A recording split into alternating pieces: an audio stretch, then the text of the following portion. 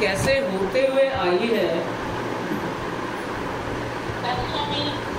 और कैसे हमें किसी को उलट के जाना है।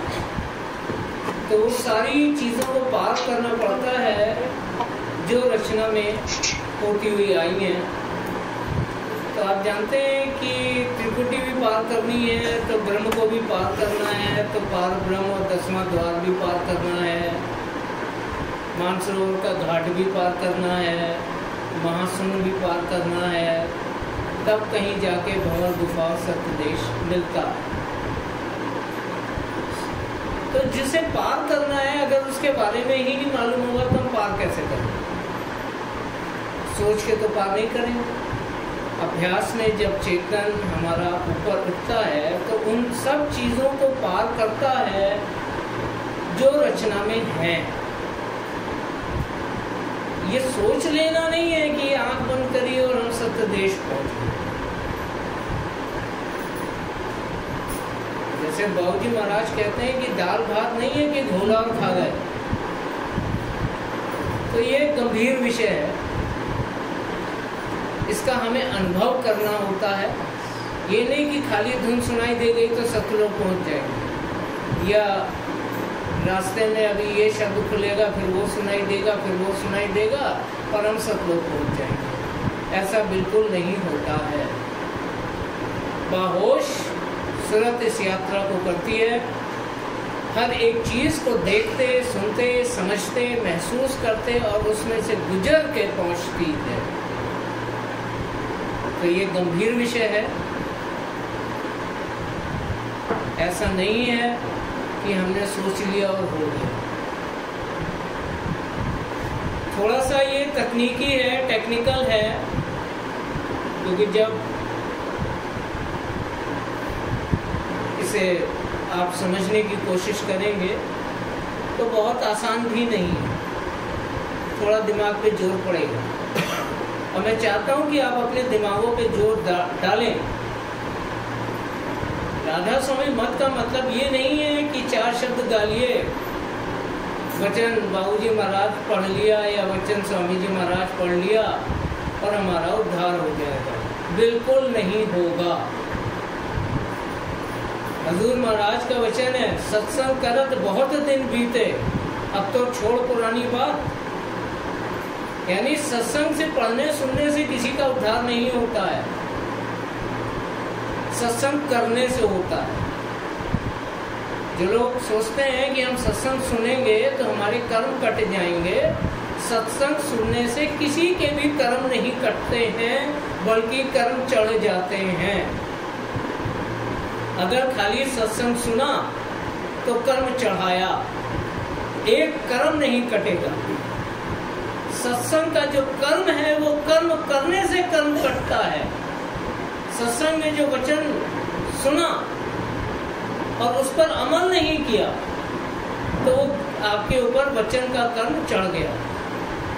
ये कर्म तभी कटेगा जब आप वचन पर अमल करेंगे, और अगर अमल नहीं करना है तो वचन सुन के सिर्फ कर्म कमाएंगे, कटेगा एक भी नहीं। ये हमारे मन की धारणाएं टूटेंगी।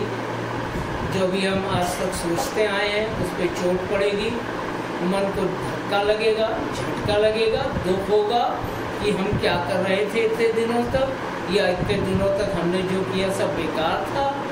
हाँ, अगर अंतर में अभ्यास नहीं किया, अंतर में धुन को नहीं पकड़ा, तो जो कुछ किया सब बेफायदा हुआ और कर्म चढ़ गया। मैं ऐसा नहीं है कि अच्छी अच्छी बातें हैं जो आपके मन को, दिल को अच्छी लगे, आपको सुनाकर खुश कर दूं तो मैं मालिक का चोर ठहरूंगा। आप तो खुश हो जाएंगे पर मालिक की नजर मुझ पे टेढ़ी हो जाएगी कि ये तुमने क्या किया। जो सच है उसको स्वीकार करना पड़ेगा। अगर हम अपनी मुक्ति और उद्धार चाहते हैं तो, और अगर हम सोचते हैं कि अगला जन्म हमें अच्छा मिल जाए तो राधा स्वामी मत से जितना जल्दी हो सके दूर हो जाएं, वरना ये जीवन में जहर बन जाएगा। न घर के रहेंगे न घाट के। कड़वी बात बोलता हूँ, पर सच बोलता हूँ। तो सत्संग के जो कर्म हैं वो कर्म करके ही कर्म करते हैं। बाबूजी महाराज साफ कहते हैं कि कर्मवश ही जीव आता है और कर्मवश ही जाता है। तो जाने के लिए जाने के कर्म करने पड़ेंगे, अंतर में धुन को पकड़ना पड़ेगा, उसको सुनने का अभ्यास करना पड़ेगा, उसमें लीन होना पड़ेगा, वरना शब्द कभी नहीं खुलेगा। धुन से शब्द है, शब्द से धुन नहीं है। जब स्वामी जी महाराज के भतीजे सुदर्शन सिंह जी के बेटे और चाचा जी महाराज के बेटे सुदर्शन सिंह जी ने मालिक जब उनका ध्यान हो रहे थे, अंतिम वचनों में पूछा कि शब्द कैसे। मालिक ने फरमाया कि शब्द धुन का सुनाई देना और उसमें आनंद का आना, यही शब्द का है। यानी पहले धुन सुनाई देगी, फिर धुन में जब आपकी चेतना लीन हो जाएगी तब शब्द खुलेगा, उससे पहले शब्द नहीं खुलेगा। और धुन सद्गुरु वक्त के बिना कभी नहीं खुलेगा। अगर खुल गई तो कमाई नहीं कर सकते, क्योंकि कमाने का जतन और जुक्ति तो वक्त का सद्गुरु ही बताएगा। तो राधा स्वामी मत बहुत गहर और गंभीर मत है, इसे हल्के में कभी ना लिया जाए। और अगर हल्के में कि जैसे चलो 4 देवी देवता की पूजा करते हैं तो सोमवार को जल चढ़ा लिया, मंगलवार को हनुमान पूज लिया, बुध करे सब शुद्ध, और बृहस्पतिवार को जाके केले की विष्णु की पूजा कर ली, शुक्रवार को जय माता दी कर ली, शनिवार को तेल चढ़ा दिया, इतवार को आके सत्संग में बैठ अपना काज ही करेगा जीव, कुछ हासिल नहीं होगा, कर्म चढ़ेंगे और जो है वो भी गंवाएगा। ये घर घर भीख मांगने का मत नहीं है कि सोमवार को इस दरवाजे भीख मांग ली, मंगलवार को वहाँ भीख मांग ली। सूरत कुल मालिक का अंश है, अपने आप को पहचानना जरूरी है। हम राजपुत्र हैं, राजा की औलाद हैं, भिखारी नहीं हैं, और भूले बैठे हैं अपना घर और वंश, और संसार में जरा जरा सी बातों के आगे, दुनिया के आगे दीन होते हैं और हर दरवाजे पर भीख मांगते हैं। ये हालत हो गई। तो चेतो मेरे प्यारे तेरे भोले की बहुत गहर और गंभीर मत है। इसको समझे बिना, और समझा तब जाता है कि जो वचन सुना उस पर मनन चिंतन करें, विचार करें, तब समझ में आएगा। और अगर एक कान से सुना और दूसरे कान से निकाल दिया तो अंदर कुछ नहीं जाएगा।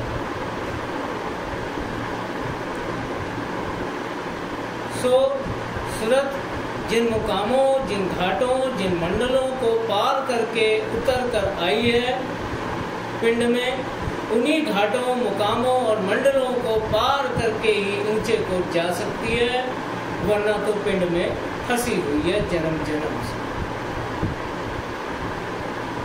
तो विषय ये है कि सृष्टि की रचना होते वक्त ऐसा कौन सा पदार्थ था जो सबसे पहले बना, यानी सृष्टि की रचना कैसे हुई। तो इससे पहले ये जानने की कोशिश करते हैं कि जब सृष्टि की रचना ही नहीं हुई थी तब क्या था। जब इस सृष्टि की, ब्रह्मांड की, जगत की रचना ही नहीं हुई थी तब क्या था। तभी तो रचना होगी, जब रचना होगी तभी तो सूरत आएगी पिंड में, और इसी रास्ते से जाएगी कुल रचना को पार करके, तो वहीं जाएगी, उसी स्थिति में जाएगी जो स्थिति रचना के होने से पहले थी, वहीं जाएगी। तभी तो इस काल और माया के घेरे से बाहर निकलेगी। तो पुराण शास्त्रों में इस बारे में बहुत सारी बातें कही गई हैं। और हमारे सामने आती हैं। उनमें से एक ये है कि सृष्टि में सबसे पहले विष्णु की उत्पत्ति हुई, फिर विष्णु की नाभि से कमल का फूल निकला जिस पर ब्रह्मा की उत्पत्ति हुई, और फिर ब्रह्मा ने सारी सृष्टि को रचा। तो क्या आपको पता है कि जिन्हें आप ब्रह्मा और विष्णु मान रहे हैं वो कोई दैहिक पुरुष नहीं, उनको कोई हाथ पैर वाले नहीं है कि त्रिशूल पकड़ कर खड़े हैं, 4 हाथ हैं, 3 मुंह हैं। ऐसा कोई ब्रह्मा विष्णु नहीं है, ये सिर्फ कल्पनाएं हैं और हमने फोटो और मूर्तियां बना ली अपनी कल्पना से। रचना में ब्रह्मा विष्णु जो सूक्ष्म रचना है, वहाँ स्थूल शरीर कैसे हो सकता है? वहाँ कोई स्थूल शरीर नहीं है किसी ब्रह्मा विष्णु महादेव का। ये स्थूलता इस जगत में ही है, ब्रह्मांड में नहीं है।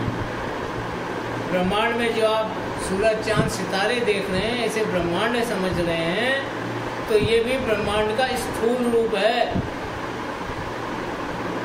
सूक्ष्म नहीं है।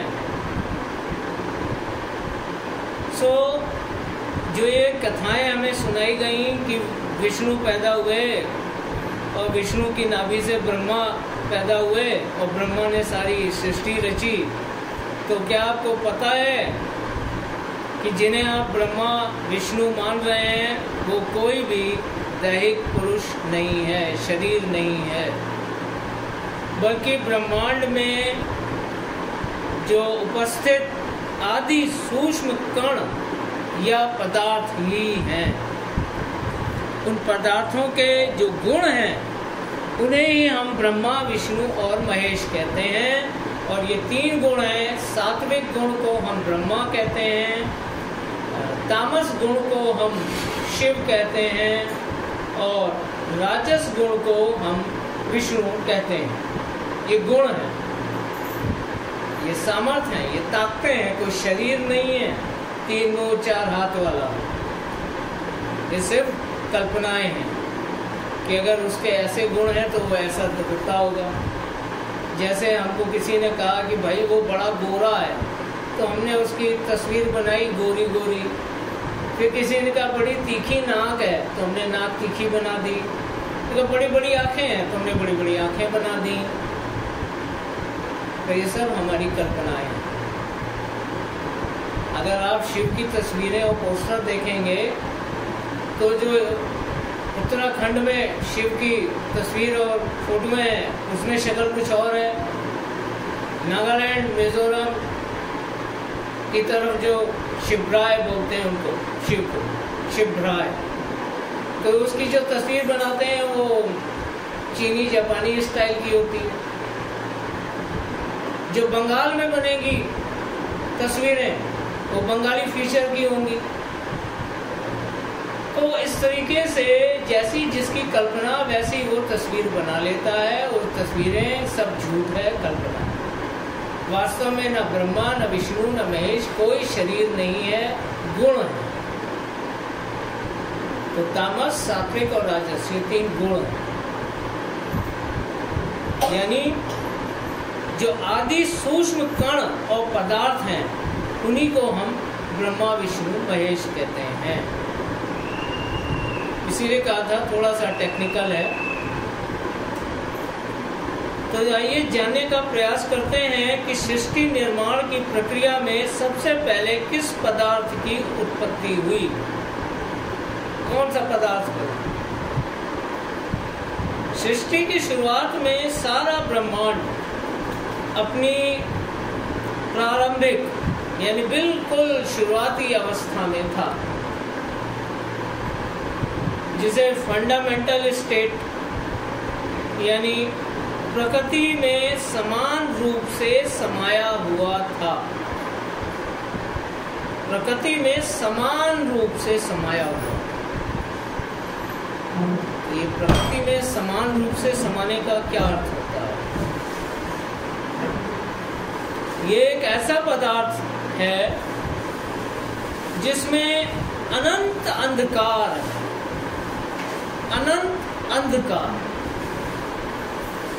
यानी जो है सो अंधकार ही है, रोशनी प्रकाश का एक कण एक किरण भी नहीं है, बिल्कुल धूप अंधेरा।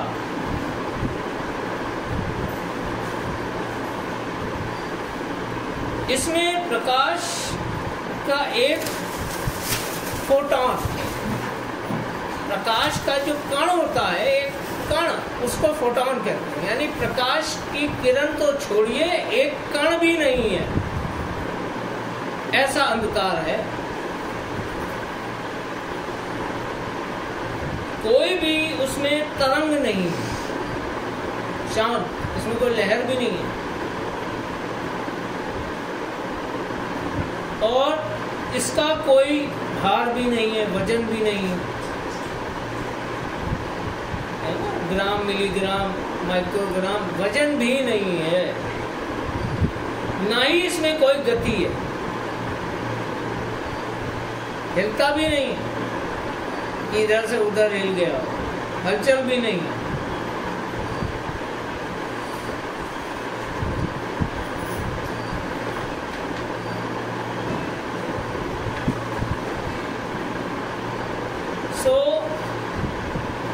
इसमें ब्रह्मांड की जो प्रारंभिक अवस्था है, रचना से पहले, पूरी तरह से शांत है, और इसमें किसी तरह का कोई बल या ताकत भी नहीं है। तो क्या है? सिर्फ शांत अंधेरा। क्या है? सिर्फ शांत अंधेरा, जहाँ प्रकाश का कण भी नहीं है, कोई तरंग नहीं है, कोई हलचल नहीं है, जिसका कोई भार नहीं है, जिसमें कोई गति नहीं है, कुछ भी नहीं है, सिर्फ शांत अंधेरा और ठंडा, गर्मी भी नहीं, कोई गर्माहट नहीं।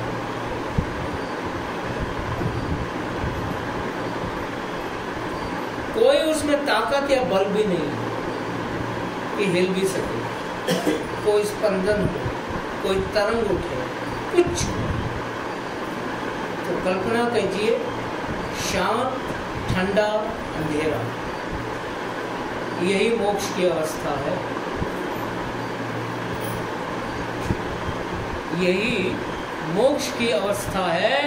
जो मोक्ष प्राप्त हुआ तो ऐसे ही जीना पड़ेगा, बिल्कुल शांत ठंडा अंधेरा,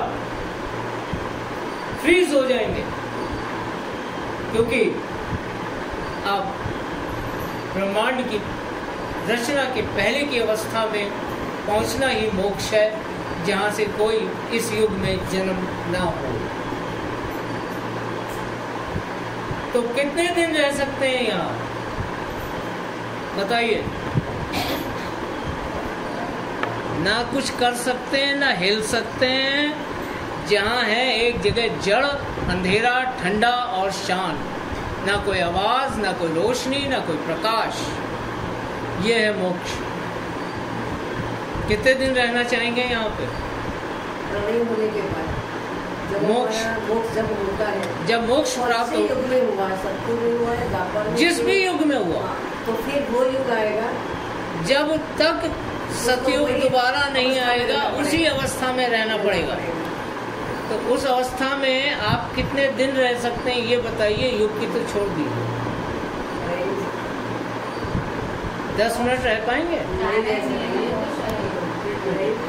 10 मिनट रह पाएंगे इस अवस्था में? युगों तक कोई अनुभूति नहीं, कुछ भी नहीं।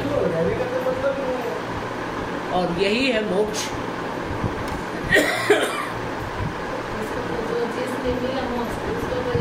4.5 लाख वर्ष का है कलयुग, 4,32,000 वर्ष। 8 लाख उसका हो गया। तो जिसने द्वापर में मोक्ष मिला तो उसे 4,32,000 वर्ष इस अवस्था में पड़े रहना पड़ेगा। आप 10 दिन नहीं रह पाएंगे, 4 दिन नहीं रह पाएंगे। ये जो मोक्ष के पीछे भाग रहे हैं, ये बेशक जन्म नहीं होगा, जन्म तो नहीं होगा, पर रहेंगे कहाँ? मुक्ति नहीं। मुक्ति तो मिली नहीं, क्योंकि सतयुग में फिर पैदा होना है, तो मुक्ति कैसे मिल गई? मुक्ति तो नहीं मिली। इसलिए मुक्ति तो है गुरुजी, लेकिन जो मुक्ति जन्म मरण से मुक्ति है, एक हाँ बोल लीजिए। जन्म मरण से मुक्ति है, जो टेम्पररी तो टेम्पररी, लेकिन मुक्ति है मोक्ष की। इसे मुक्ति नहीं मोक्ष कहते हैं। दुखों से मुक्ति है नहीं, इसे मुक्ति नहीं मोक्ष कहते हैं। अगर इसी को आपने मुक्ति कह दिया तो फिर इसके पार जाने की जरूरत क्या है? फिर राधा स्वामी मत का कोई अर्थ ही नहीं। अगर यही मुक्ति है तो राधा स्वामी मत का कोई अर्थ नहीं। मोक्ष पाइए, क्या जरूरत है राधा स्वामी मत में आने की? है ना? अब अगर आपकी मुक्ति होती है तो आप प्रकाश में, आनंद में और एक जीवंत जीवन जिएंगे। तो मुक्ति तो आप मोक्ष व मुक्ति कैसे कह सकते हैं? ठंडा अंधकार जहाँ हलचल भी नहीं। मुक्ति मालूम नहीं है, इसलिए मोक्ष को यही मैंने कहा। आपने कहा कि एक तरह से मुक्ति है, तो मुक्ति नहीं, ये मोक्ष है। ये मुक्ति का बिल्कुल उल्टा है। इसे मुक्ति हम कह ही नहीं सकते। ये मोक्ष है, और मोक्ष का मतलब है घोर नर्क। नर्क में जाएंगे, कुछ समय जलेंगे, भुनेंगे, वापस लौट के पैदा तो हो जाएंगे कम से कम नर्क भोग के। ये तो ऐसा घोर नर्क है मोक्ष कि युगों युगों तक आप बंद हो जाएंगे एक ऐसी काल कोठरी में जहां आप हिल भी नहीं सकते। इसलिए मोक्ष का अर्थ है घोर नर्क, और अगर इसे मुक्ति मान लिया तो नर्क भोगना ही आपके किस्मत में है। राधा स्वामी मत तो नहीं। गुरुजी इसमें सब क्वेश्चन आ रहा है। मोक्ष यानी ये समाधि अवस्था हो सकती है? नहीं, ये समाधि ही है। ये समाधि नहीं है, ये समाधिष्ठ अवस्था। समाधिस्थ अवस्था, ये समाधिष्ठ अवस्था, फ्रीज हो जाए तो ये मंजूर है। या मुक्ति चाहिए? इससे बेहतर तो जिसे मुक्ति चाहिए उसके लिए राधा स्वामी मत है, और जिसको मोक्ष चाहिए उसे बेहतर है कि धर्म करे, पुण्य करे और आध्यात्मिक ज्ञान हासिल करे, मोक्ष मिल जाए। कलयुग में वो भी नहीं मिलेगा, द्वार बंद। क्या बचा अब जीव के पास उपाय? क्या कर सकता है वो? या तो 84 में भटकता रहे या मुक्त हो जाए, दो ही रास्ते। इसलिए कलयुग में स्वामी दया विचारी, प्रगट करके शब्द पुकारी।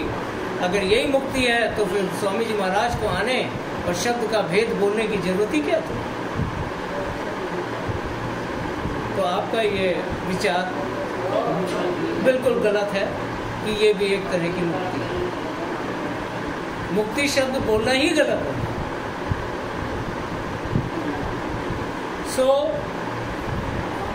यही मोक्ष की अवस्था है, और छूट भी नहीं सकते जब तक कि ये चतुर्युग बीत कर अगला सतयुग ना आ जाए। यहाँ से छूट भी नहीं सकते। यदि ये सारी सृष्टि इसी क्षण सिमट जाए, इसी क्षण सिमट जाए और अपने मूल में समा जाए, तो सब कुछ अपनी प्रारंभिक अवस्था में बदल जाएगा, और हमारा ब्रह्मांड अरबों साल पहले इसी अनादि पदार्थ से शुरू, शांत, बिना किसी हलचल, अंधेरा, यहीं से शुरुआत हुई थी। और इस अवस्था को पाना ही मोक्ष कहलाता है। तो शुरुआत यहाँ से हुई थी। तो आइए जानते हैं कि सृष्टि में सबसे पहले क्या पैदा हुआ।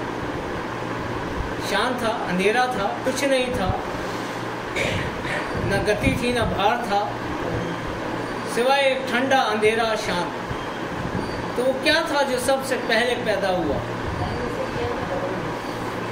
हम सब दिन रात जो भी पदार्थ अपने चारों ओर देखते हैं, जैसे पृथ्वी और उस पर उपस्थित सभी पदार्थ, जो कुछ भी पृथ्वी पे हम देख रहे हैं, चाहे वो धातु हो, चाहे लकड़ी हो, चाहे पत्थर हो, पानी हो, कुछ भी हो, फिर ये ग्रह, उपग्रह, जैसे चंद्रमा पृथ्वी का उपग्रह, ग्रह, तारे, जो सूरज तारा है, और अनेकों तारे हमें आसमान में दिखाई देते हैं। अरबों आकाश गंगाएं हैं ब्रह्मांड में। मतलब ये कि इस ब्रह्मांड में जो भी पदार्थ या मैटर हमें दिखाई देता है या नहीं भी देता है, महसूस होता है, वह सभी सृष्टि की सूक्ष्म और अति सूक्ष्म पदार्थों से ही बने। मसाला, जिसे संतों ने अपनी वाणी में बोला है कि उस मंडल के मसाले की देह हो, यानी मसाला यानी वो पदार्थ।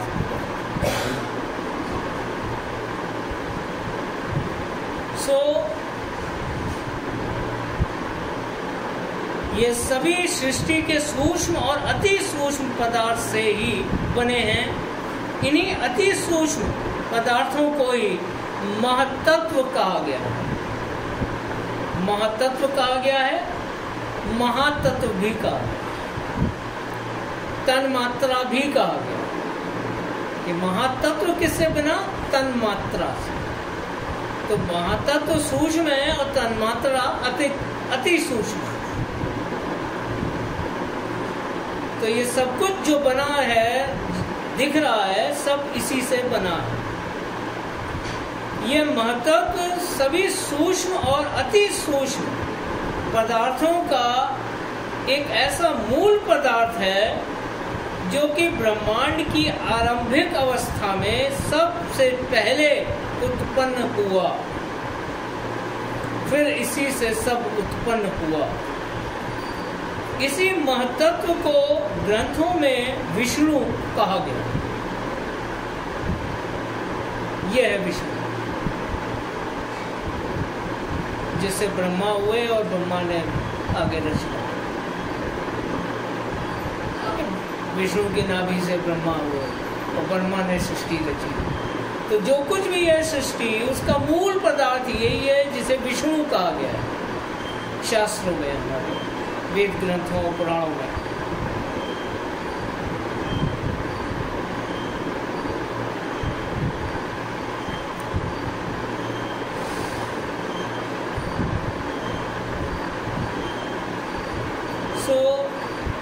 ये पूरी सृष्टि में सर्वव्यापक है, क्योंकि सारी सृष्टि की रचना इसी से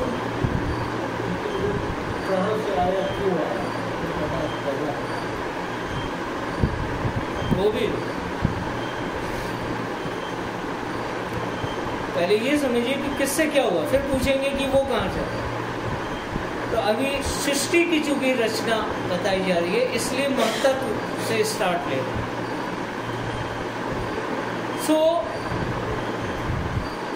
जो सारी सृष्टि रचना में स्थूल फैला हुआ है, स्थूल और सूक्ष्म, और जो कुछ भी सूक्ष्म और स्थूल है वो इसी पदार्थ से बना है। महत्व, जिसे महतत्व भी कहते हैं। तो सृष्टि के उत्पन्न पदार्थों में ये सबसे सूक्ष्म होता है और सब जगह फैला हुआ, जिसको डार्क मैटर कहते हैं साइंस में। काल तत्व, ब्लैक मैटर भी बोलते हैं, डार्क मैटर भी बोलते हैं, क्योंकि जब वो उसकी ग्रेविटी को लेते हैं तो उसको वो डार्क मैटर बोलते हैं, और जब ग्रेविटी लेस लेते हैं तो ब्लैक मैटर बोलते हैं। तो चूंकि क्रिएशन तो ग्रेविटी से ही हुआ है, इसलिए डार्क मैटर ज़्यादा यूज़ करते हैं। ये पूरी रचना में सब जगह फैला हुआ है। तो ये जो महतत्व विष्णु तत्व, अब इसके विषय में जानने का प्रयास करें, जिससे ये सब कुछ बने। ब्राह्मण ग्रंथों और महाभारत में भी इसके विषय में बहुत सारे प्रमाण दिए गए। महर्षि वशिष्ठ, जिन्हें भगवान का भी दर्जा प्राप्त है, इस सृष्टि के आदि में पैदा हुए थे। महर्षि वशिष्ठ, जो कि हमें द्वापर में दशरथ के दरबार में भी नजर आते हैं।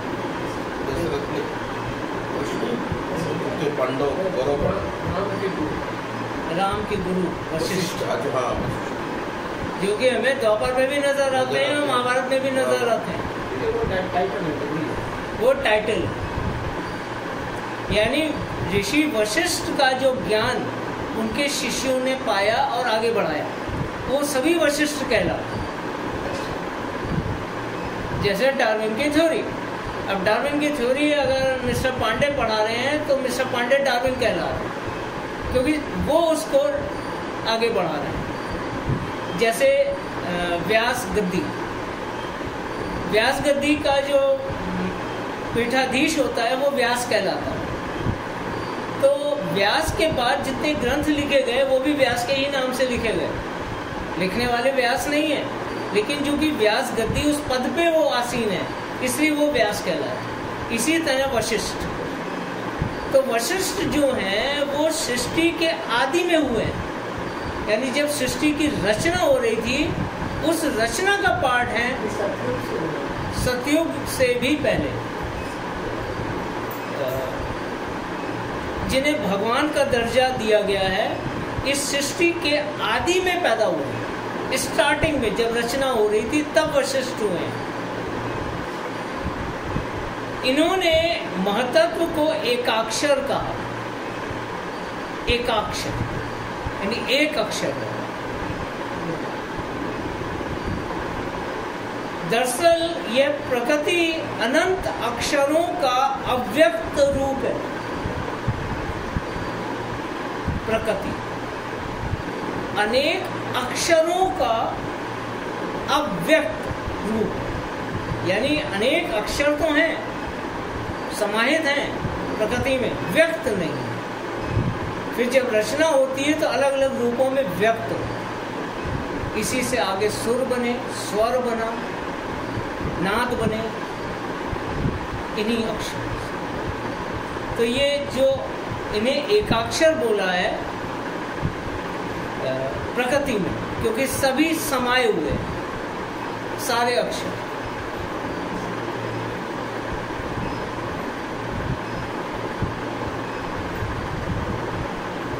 तो यह प्रकृति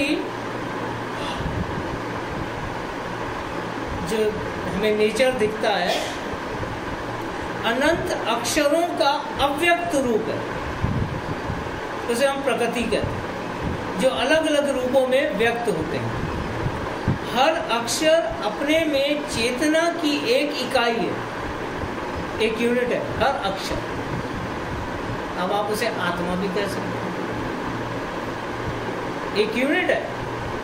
जैसे अलग अलग आत्माएं होती हैं, तो हर अक्षर अपने आप में चेतना का एक यूनिट है, इकाई है, इंडिपेंडेंट है, सेपरेट है। हर अक्षर जो समान रूप से नेचर प्रकृति में समाया हुआ है, अव्यक्त रूप से।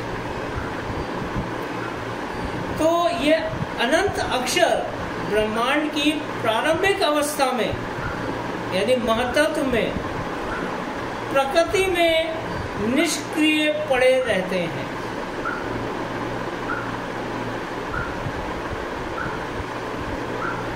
महतत्व में, प्रकृति में निष्क्रिय पड़े रहते हैं। तो जब महतत्व है तो फिर प्रकृति क्या है? प्रकृति महतत्व का एक पार्ट है। अच्छा, महतत्व का पार्ट, महतत्व प्रकृति का पार्ट नहीं है, लेकिन प्रकृति महतत्व का पार्ट। प्रकृति महतत्व का पार्ट।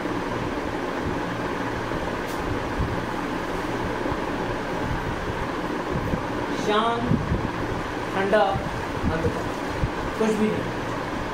ये तो पूरा अंधकार ही है। इसके नीचे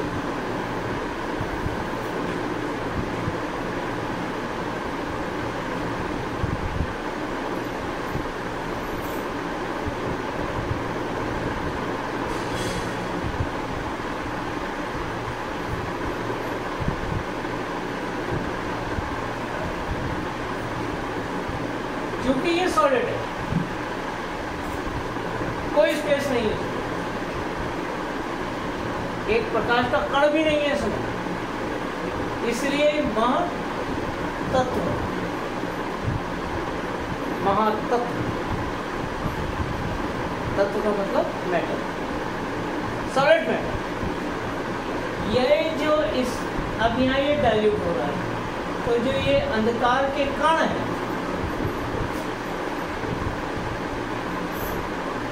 ये प्रकृति कहता है।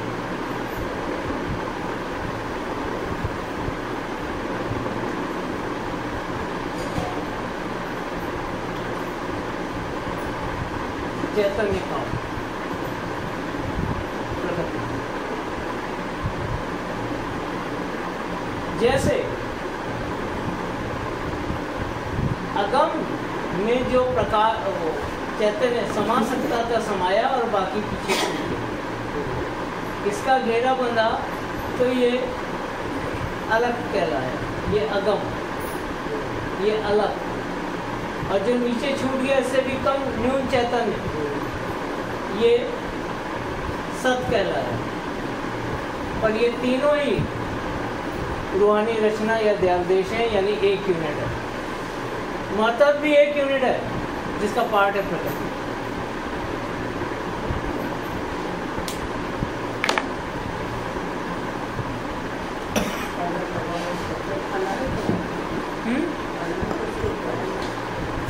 अनामी से तो आदि धार उतरी, जहाँ ठेक रुकी वो स्वामी है, फिर स्वामी ने जो बंडल मांगा वो अगम है। चैतन्य का अंधकार है। हाँ, अंधकार में भी चैतन्य है। अंधेरी किरनियाँ उसमें भी चैतन्य है। अंधेरे की भी किरनियाँ हैं, उसकी भी किरणें हैं, उसकी भी तरंगे हैं, उसकी भी ध्वनि है। वही लेफ्ट साइड से नहीं सुनती, वही नाद है। सो ये प्रकृति अनंत अक्षरों का अव्यक्त रूप है। जितने कण हैं वो सब अक्षर हैं, और चूंकि वो एक है इसलिए वशिष्ठ ने इसे एकाक्षर भी कहा। एक में नहीं, हिंदुस्तान। सो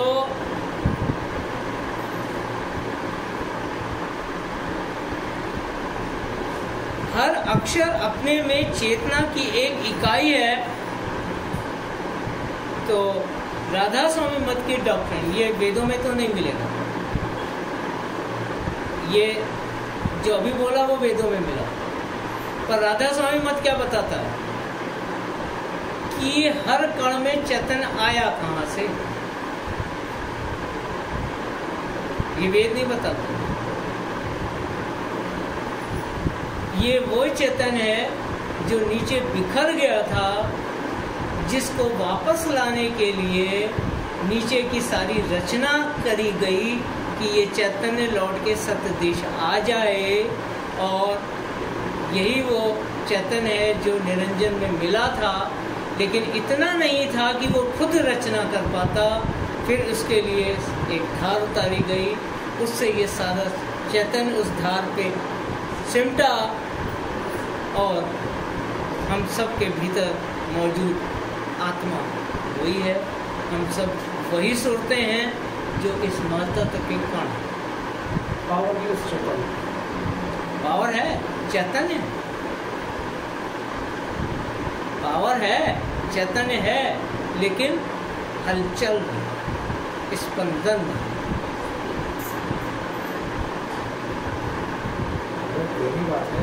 इसीलिए कहा था शुरू में टेक्निकल है, गंभीरता से समझिएगा, और इसीलिए गंभीरता का लेक्चर पहले दे दिया था कि दाल भात नहीं है।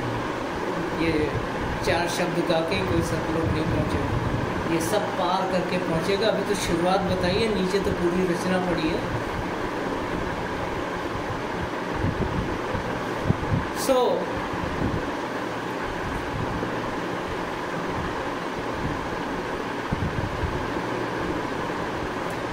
हर अक्षर अपने में चेतना की एक इकाई है और महत्त्व में हर इकाई मिलकर एक हो जाती है। ये हर इकाई ऊपर महत्त्व में मिलकर सॉलिड हो जाती है, नीचे डायल्यूट फॉर्म में है, वो प्रकृति है जहाँ हर कण का एक वजूद है। लेकिन कण भी अंधकार के ही हैं, प्रकाश का नहीं है। अच्छा, वो सॉलिड जो हो जाता है वही मनुष्य। हाँ, सो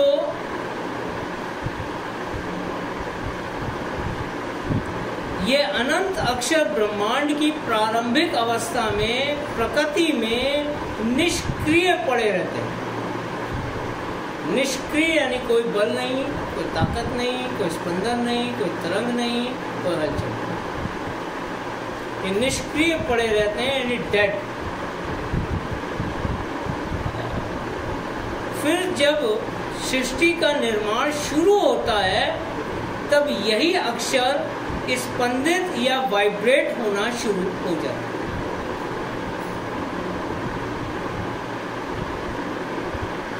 जब सृष्टि का निर्माण होता है तो यही कण वाइब्रेट होना, स्पंदित होना, कंपन इनमें शुरू हो जाता है।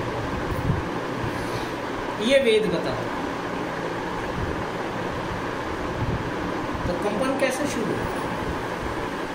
ये राधा स्वामी मत बताता है, वेदों में नहीं मिलेगा। वेद में मिलेगा कंपन शुरू होता है, राधा स्वामी मत बताएगा कंपन कैसे शुरू होता है। जब अधा की धार आके जिसको फोर्स मिलती है, एनर्जी मिलती है, तब उसमें कंपन शुरू। सो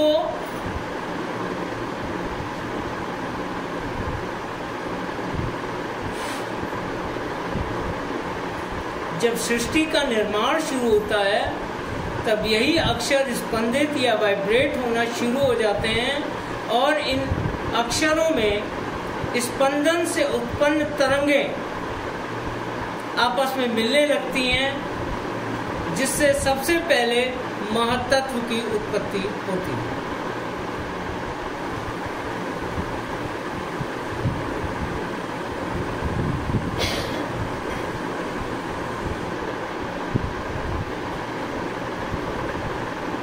कंफ्यूज नहीं हुआ? कोई क्वेश्चन नहीं? बिल्कुल, ये तो रिवर्स हो रहा है। इसीलिए मैं चुप हूँ, क्योंकि कुछ क्वेश्चन तो करे। रिवर्स हुआ है, लेकिन आगे आप बताने वाले से तो पता चल रहा है।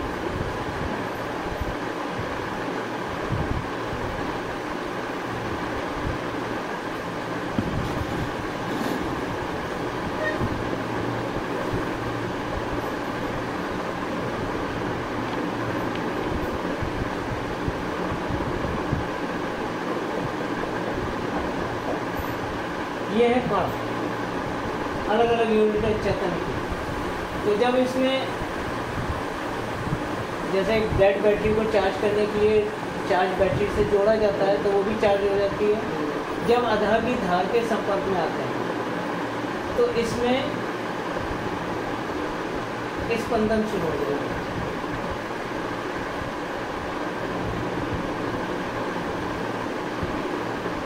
ये स्पंदनों से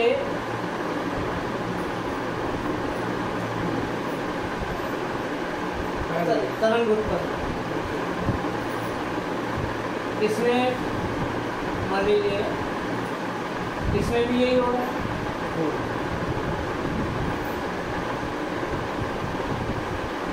इसमें भी हो रहा है। तरंगे किसमें से मिलती है? अब ये तरंगे मिल रही हैं आपस में, इनके मिलने से महत्व पैदा होता है। अब ये तरंगे आपस में मिलकर सॉलिड होती जा रही हैं।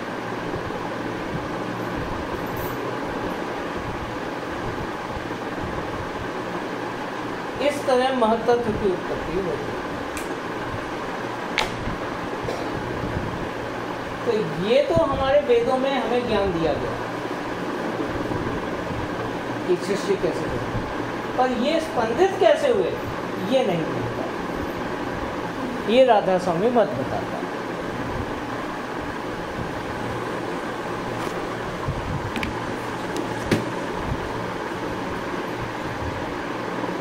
हाँ, महत्व क्यों इसे महत्व इसलिए बोला गया क्योंकि वो उस प्योर फॉर्म जिसे महत्व तो शुरू में बताया था कणों के लिए वजह से उसे महत्व बोला प्रकृति का डिफरेंस समझाने के लिए, एक्चुअल में वो निरंजन है। क्लियर निरंजन है और ये महातत्व है ना। अलग हो गया। अब ये क्लियर हो गया। अब ये वो महत्व है जिससे क्रिएशन है।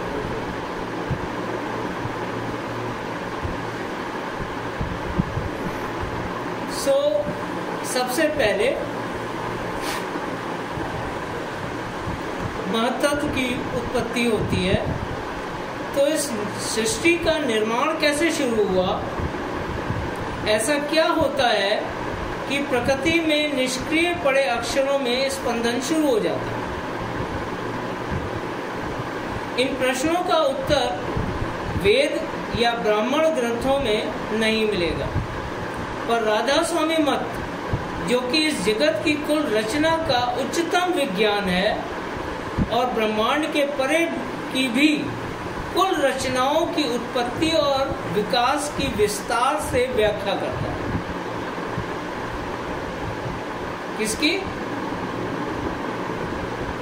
इस कुल रचना का तो उच्चतम विज्ञान है और ब्रह्मांड के परे की भी कुल रचनाओं, यानी एक रचना नहीं है ब्रह्मांड के आगे, कई रचनाएं।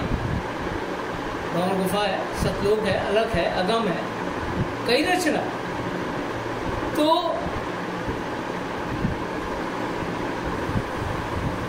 इन रचनाओं की भी विस्तार से व्याख्या करता है। तो इन प्रश्नों का कि आगे क्या है उत्तर तो सद्गुरु वक्त ही दे सकते हैं, ये शास्त्रों में नहीं मिलेगा। इस तरह स्पंदन से उत्पन्न तरंगों से ही महत्त्व की उत्पत्ति होती है। इस महत्त्व को ही विष्णु कहा गया, वो निरंजन जो कि अक्षर से ही उत्पन्न और अंत में अक्षर में ही समा जाता है, विष्णु। तो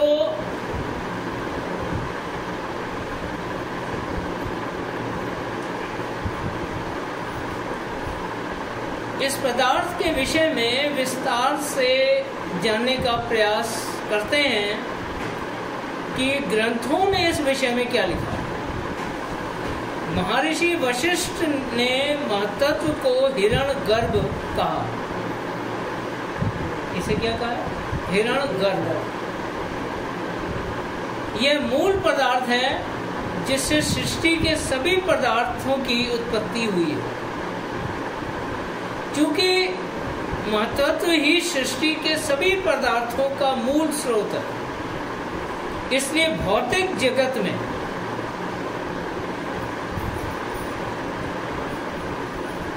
महत्त्व ही सृष्टि के सभी पदार्थों का मूल स्रोत है। तो सूक्ष्म अति सूक्ष्म स्तर पर अब उसका एग्जाम्पल हम भौतिक जगत में कैसे पाएं? कोई एग्जाम्पल हो जिससे समझ पाए। तो नेबुला, जिसे निहारिका कहा गया, बहुत लोग निहारिका भी नहीं जानते क्या होता। वो आकाशगंगा को निहारिका समझते हैं, आकाशगंगा निहारिका नहीं। निहारिका जो कि रचना के आवश्यक तत्वों से भरा एक बादल के समान,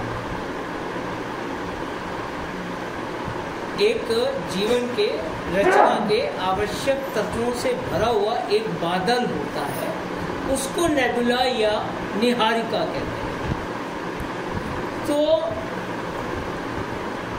इसी से तारों और ग्रहों की उत्पत्ति होती है, इस बादल से जो तारे और ग्रह बन के निकलते हैं।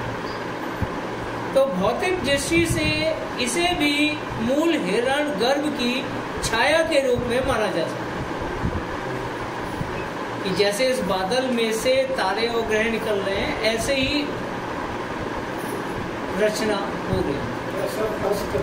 हाँ, सिस्टमेटिक नहीं है। सिस्टम से तो काम हो रहा है, पर आकार नहीं। आकार अब होकर वो निराकार। सो इसे आप हिरण्यगर्भ की छाया के रूप में देख सकते हैं, जो कि आकाश गंगा के केंद्र में होता है और उसी से सारे तारे निकलते हैं और उसी में समाते हैं सारे तारे, जो कि अपने आप में ब्लैक होल है। एक तरफ वो ब्लैक होल है जहां से सारे तारे समाते हैं, और अपोजिट साइड उसका निहारिका है जहां से तारे निकलते हैं फव्वारे की तरह। जैसे फव्वारे से बूंदे निकलते हैं, ऐसे निकलते हैं। ये है निहारिका, जिसका शेप है महादेव का डमरू। ये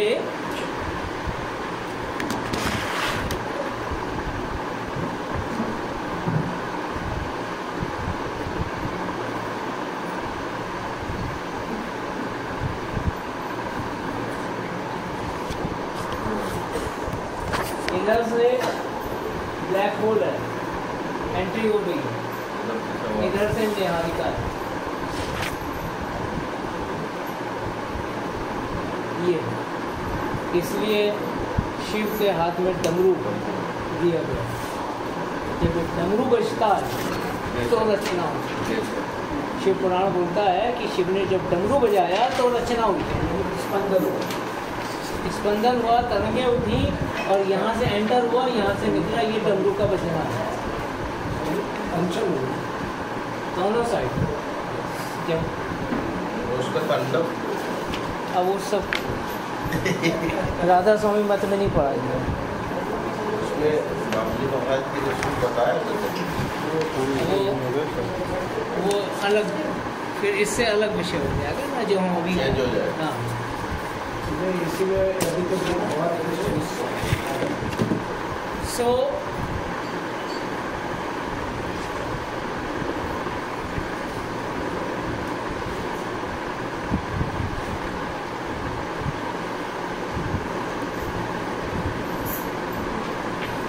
इसे ही मूल हिरण्यगर्भ की छाया के रूप में माना गया है, जबकि मूल हिरण्यगर्भ या महतत्व से अरबों निहारिकाएं उत्पन्न और लीन हो। ये तो एक निहारिका बता दी, जिससे कि आकाश गंगा बन रही है। तो जो मूल हिरण्यगर्भ है उसे अरबों निहारिकाएं निकल रही हैं, जो अरबों आकाश गंगाएं ब्रह्मांड में। हिरण्यगर्भ मतलब मूल तत्व। हिरण्यगर्भ मतलब मूल तत्व। हाँ, महतत्व, अवस्था, मूल अवस्था, वही मूल तत्व। सो ऋषियों ने महतत्व को ही परमात्मा कहा। ऋषियों ने इस महतत्व को ही, मूल तत्व को ही, परम तत्व को ही परमात्मा कहा। परमात्मा के दो शाब्दिक अर्थ हैं, परम तत्व और परम आत्मा। इसी से पैदा होता है परमात्मा, तो ये है परमात्मा। तो आज हमने क्या जाना, परमात्मा कैसे पैदा हुआ। ये परमात्मा का ही पैदा होना बताया डायग्राम में, कि परमात्मा कहाँ से आया, परमात्मा कहाँ से पैदा हुआ, जो हमें वेद नहीं बताया। जो हमें वेद नहीं बताया। तो इस तरह हमने जाना कि परमात्मा का जन्म कैसे हुआ, क्योंकि सृष्टि की रचना करने वाला तो परमात्मा है। तो परमात्मा की रचना कैसे हुई? इस तरह से परमात्मा पैदा होते हैं और मलय में मर जाते हैं।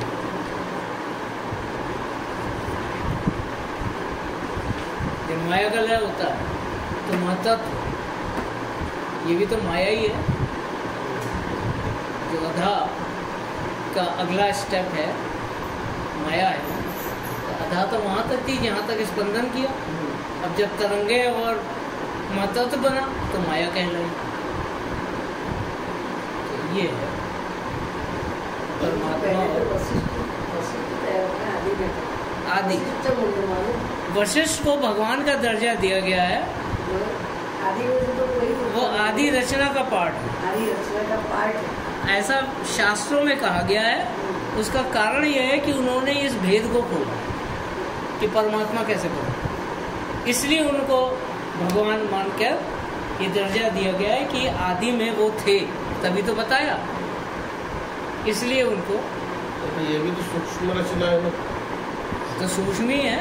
फिर स्थूल और वशिष्ठ वाली जो बात होती है ऐसे ही बताने के हिसाब से शास्त्रों में वशिष्ठ को भगवान का दर्जा दिया गया है, क्योंकि उन्होंने इस भेद को खोला। ये हुआ कैसे? तो भाई जब आप थे तभी तो आप बता सकते हो कि ऐसे हुआ। आपने देखा तभी तो बोला ना ऐसे हुआ। तो आप आदि में थे, इसलिए उनको सृष्टि के आदि में उत्पन्न बताया गया और भगवान का दर्जा दिया।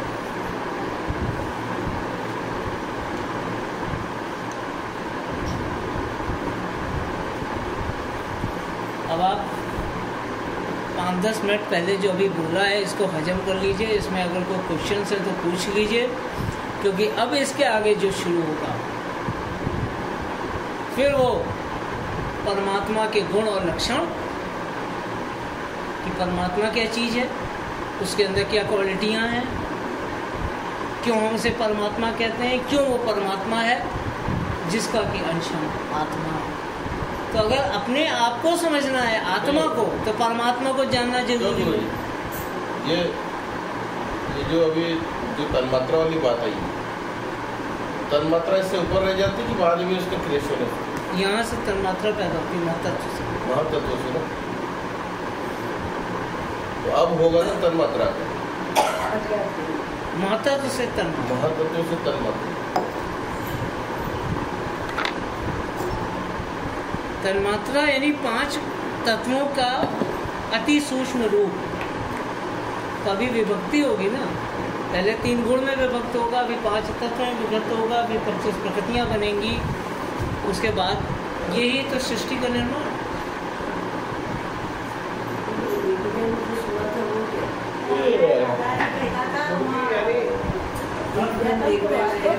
हो जाता है बिग बैंग, यही बिग बैंग। ये जो परमात्मा बन रहा है ना, खाली कहने की बात है, समझान खाली दिमाग कैसा मगर पेड़ से गए, मगर झाड़ से गए। अरे वो तो सब समझाने में बताया नहीं, अरे समझाने के वास्ते था ना। अब ये जो मैंने कहा ना स्पंदन कण में, यही बिग बैंग। वो अभी गुरु जी बता देंगे ऐसे ऐसे, उसके बाद करेंगे। ये है बिग बैंग, जिसको कहा गया कि एक ऑलपिन की नोक के बराबर वहां से शुरुआत हुई है। यानी एक कण में जब आधा टच करी है तब बिग बैंग। ये कहते हैं ना, बिग बैंग की शुरुआत एक ऑलपिन के नोक के भी छोटे कण से हुई है। गुरु जी, हाँ, ये महिला मंडली का सवाल है। हाँ, वो हिदायतनामा है जो, हाँ, हिदायतनामा में बताया ना, ये करोड़ों करोड़ों जोजन के पेड़, सुनहरी मछलियाँ, गुलाली तालाब, अमृत के कुंड, सोने की मछलियाँ, तो जरा उनके बारे में इनको क्लियर वो करना चाहती कि ऐसे हैं वहाँ पे क्या? नहीं, अरे उसमें हिदायता में मेरे दादाजी क्या लिखा है ना कि हीरे पन्ने लाल की क्यारी और वो पानी में झिलमिलाती मछली, है ना। 5 बजे के बाद आपको इसका जवाब दे। जब सूक्ष्म रचनाएं पेड़ स्थूल में आते हैं, वहाँ पे पेड़ थोड़ी है, वे समझाने के हिसाब से भाई यहाँ समझाओ कैसे? देखिए, ये समझाने के हिसाब से बताया गया है, पर सवाल ये है कि क्या समझाने के हिसाब से बताया गया, वो बताओगा तू जो बताया आई आए हो। जैसे सोने की मछली की झिलमिलाते हुए जो ऊंचे ऊंचे पेड़ जो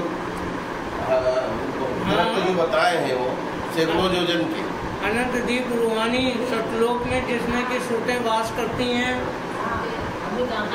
है ना, वो स्फटिक की तरह चमकते हुए पारदर्शी, यही है ना। हाँ, तो अच्छा लगता है इसलिए। देखिए, 6:30 से 8 बजे तक का समय चर्चा का। अभी तो ईश्वर परमात्मा के बारे में अभी तो जो हम बता रहे हैं। अब इसमें जो सवाल आपके अंदर उठ रहे हैं, तो 5 बजे हम ये खत्म करेंगे। तो वशिष्ठ जी को कहीं भगवान ने पदम दिया तो पाएगा। वशिष्ठ जी को भगवान का पद भी दिया था। हाँ, वो पदवी है, वो पदम ने पदवी भगवान का बराबर की तुलना। पदवी वो कहने को फर्क ही होगा, पदवी है हो सकता है, पदम का पैर में भी हो सकता है, टकले पे भी हो सकता है, कहीं भी हो सकता है। पदम क्या? हाँ, तो चिन्ह है, कहीं भी हो सकता है। ब्राह्मणों ने इतनी झूठी कहानियां सुनाई। अब राधा स्वामी मत का मतलब है कि सारे देवी देवता भगवान सब गठरी बांध के किनारे रख दो और फिर समझो राधा स्वामी, है ना। मैं ये सब जिक्र इसीलिए कर रहा हूँ कि आप पकड़ पाओ कि जो हम आज तक, वो इसलिए तो बता रहे हैं कि वास्तव में मालिक क्या है वो ये क्या है।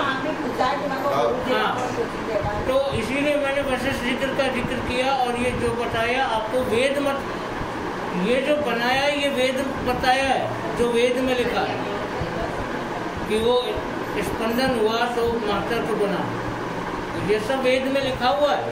ये वेद ही की बात बता रहा हूँ, बाहर की नहीं बता रहा हूँ। ये सब हमारे धर्म में ही बताया गया है। पर ये स्पंदन कैसे हुआ, ये राधा स्वामी मत बताता है ना।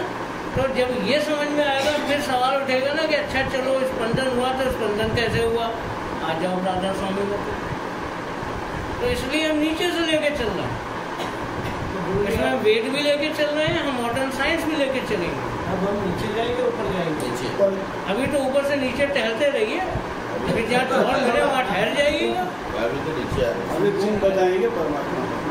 अभी तो अब परमात्मा तक लाए ना आपको, आधा से अब परमात्मा से नीचे लाएंगे। कैसे आए हैं जब ये जानेंगे तभी तो समझ में आएगा कैसे जाना है। राधा स्वामी मत में देखिए सभी संतों ने सबसे पहले रचना बताई कि आदि में ये था, ऐसे सत्य बना, ऐसे अलग ऐसे अगम बना और कैसे भंवर बना और फिर मानसरोवर और नीचे ब्रह्म और अक्षर ब्रह्म। तो उन्होंने ऊपर से नीचे बताया, तभी तो आपको समझ में आएगा ना कि जाना कहाँ है और कौन कौन से स्टेशन पार करने हैं। तो यहाँ भी आपको रचना ही बताई जा रही है, वही बताया जा रहा है कि कैसे अलग अगम बना। वो इससे पहले वाले चैप्टर में बता दिया था कि अलग अगम और दयाल देश कैसे बना। अब दयाल देश के नीचे रचना कैसे हुई वो इस चैप्टर में बता रहा हूँ, है ना। तो मैं भी वही बता रहा हूँ जो संतों ने बताया है, मैं कोई नई चीज़ नहीं बता रहा हूँ, पर नए तरीके से बता, बात वही बता रहा हूँ। तो अब जो है ये लंबा, तो परमात्मा के गुण बताना आसान है। और परमात्मा के वही गुण है जो आत्मा है, क्योंकि आत्मा परमात्मा का अंश है। जैसे सूरज स्वामी का अंश, यानी दोनों का एक बड़ा जौहर है, कोई कमी नहीं है। कमी सिर्फ इतनी है कि एक बड़ा है एक छोटा। उसी तरह आत्मा और परमात्मा में कोई फर्क नहीं है, जो आत्मा सोई परमात्मा। तो अब हम परमात्मा के अगर समझाऊंगा तो आपको थोड़ा भारी लगेगा, कोई परमात्मा देखा नहीं है, आत्मा मालूम है हमारे अंदर है, तो मैं आपको आत्मा के गुण बता रहा हूँ, वही परमात्मा के गुण है। तो आत्मा के गुण जल्दी आप समझ जाओगे, है ना। हालांकि पहले चैप्टर जो था वो परमात्मा के गुण था, उसको मैंने कट करके आत्मा के गुण बनाया। दोनों डिफरेंट है, वो ज़्यादा हार्ड है, ये ज़्यादा लाइट है। तो वो उस लेक्चर को मैंने अलग कर दिया, आत्मा के गुण। ये गुण होने का कारण तो आफ्टर ऑल चैतन्य ही है, क्योंकि वो है तभी तो परमात्मा बना। हर चीज का कारण चैतन्य, इसी से यानी कि वो चैतन्य का रूप। आप चेतन के बिना आपका कोई वजूद ही नहीं है। चाहे आत्मा हो, चाहे परमात्मा हो, चाहे सूरत हो, चाहे जीव हो, चाहे जीवात्मा हो, चाहे प्रकृति हो, चैतन के बिना तो कुछ भी नहीं है। यही तो राधा स्वामी मत हो। वो चैतन्य के गुण भी तभी प्रकट होंगे जब उसमें स्पंदन होगा, बाकी तो वो डेड है। तो जो चेतन है वो डेड कैसे हो सकता है? निष्क्रिय, निष्क्रिय, डेड नहीं। यानी उसमें स्पंदन करने से वो वापस लाइव हो सकता है। लाइव का मतलब ही स्पंदन है। जहाँ स्पंदन नहीं वो लाइव का है। उसको जीवन कहते हैं, उसको चेतन नहीं कहते, उसको जीवन कहते हैं। वो जीवन है, ये चेतन है। तो चेतन जीवन नहीं है, पर चैतन्य जीवन होता है। चैतन्य जीवन होता है। और जीवन क्या है, ये भी आगे के सारे लेक्चर्स में अभी सब क्लियर होगा। 3 दिन है, अभी 3 दिन आप सबका दिमाग खाऊंगा, है ना। ये 1 घंटे में समझ में आने वाला विषय नहीं है। 1 घंटे में क्या कई बार बताओ, कई बार समझना। और इसीलिए का जो मैंने कहा उसको सोचें, उस पर विचार करें, और समझ में जो नहीं आ रहा है उस पर सवाल करें। सवाल करके ही आप समझोगे। अगर सवाल नहीं किया तो समझ नहीं पाओगे। तो सवाल जरूर करें। सवाल करने में हिचके ना कि कोई क्या सोचेगा, कोई क्या कहेगा, ये बिल्कुल दिमाग में मत लाइएगा। घटिया से घटिया सवाल हो करिएगा जरूर, क्योंकि सवाल जितना घटिया होगा उसका उत्तर उतना ही विस्तार से होगा। आप जितना नीचे के लेवल से प्रश्न करोगे उत्तर उतना ही बड़ा देना पड़ेगा, और उससे सबका फायदा होगा। तो सवाल पूछने में बिल्कुल नहीं हिचकना।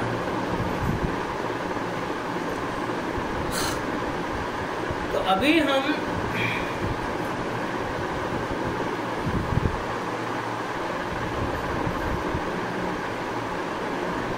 समझते हैं आत्मा के गुण, वही परमात्मा के गुण। जो आत्मा है वही परमात्मा।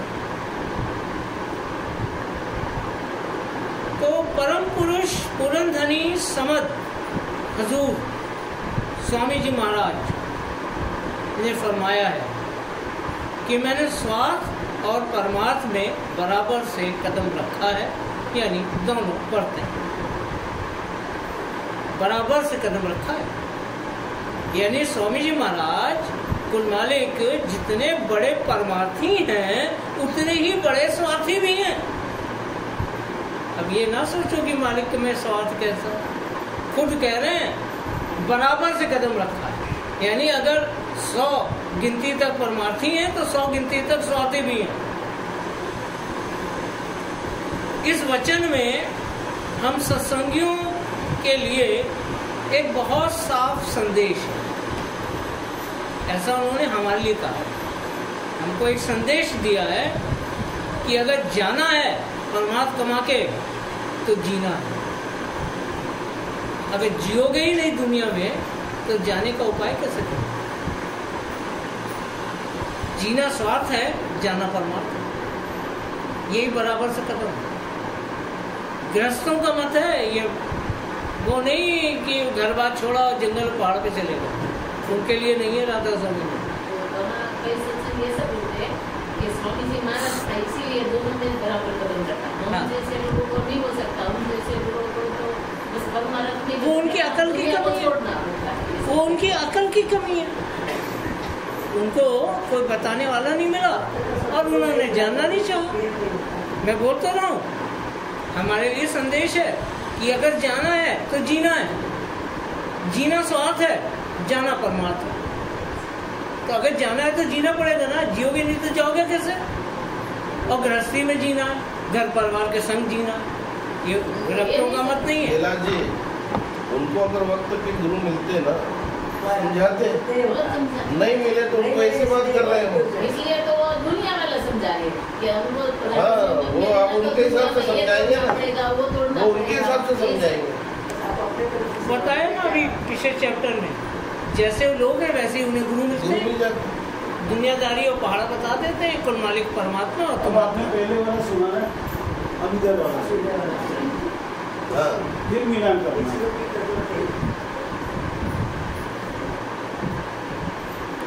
तो जाना है तो जीना, जाना परमार्थ है और जीना स्वार्थ है।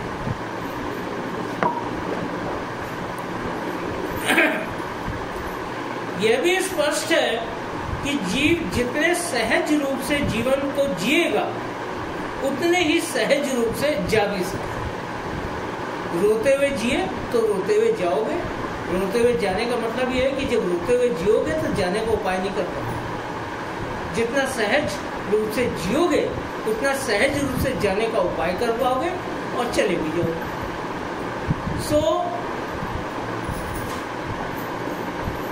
जो सहज रूप से जीवन को जिएगा वो उतने ही सहज रूप से जा भी सकेगा। और जितना जीवन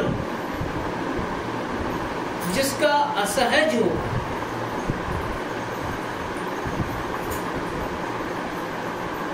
उसका जाना भी उतना ही असहज है।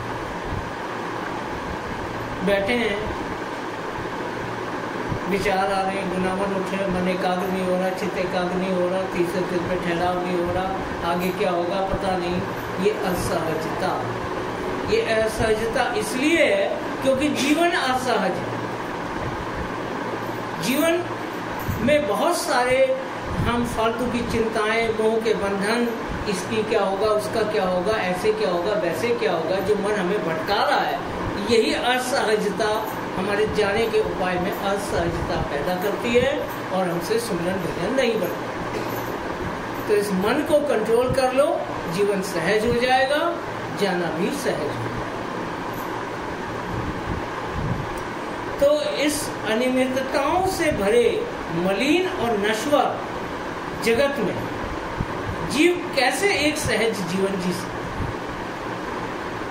इस अनियमितताओं से आजकल कुछ परसों कुछ, जब लाइफ में ही स्टेबिलिटी नहीं है तो अंतर कैसे आ सकता?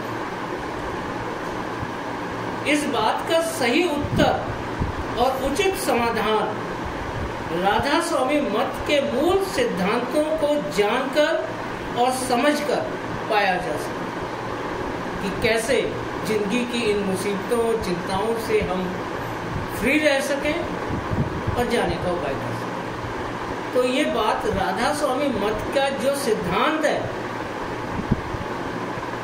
कि ये राधा स्वामी मत है, उसे जानकर ही पाया जा सकता है।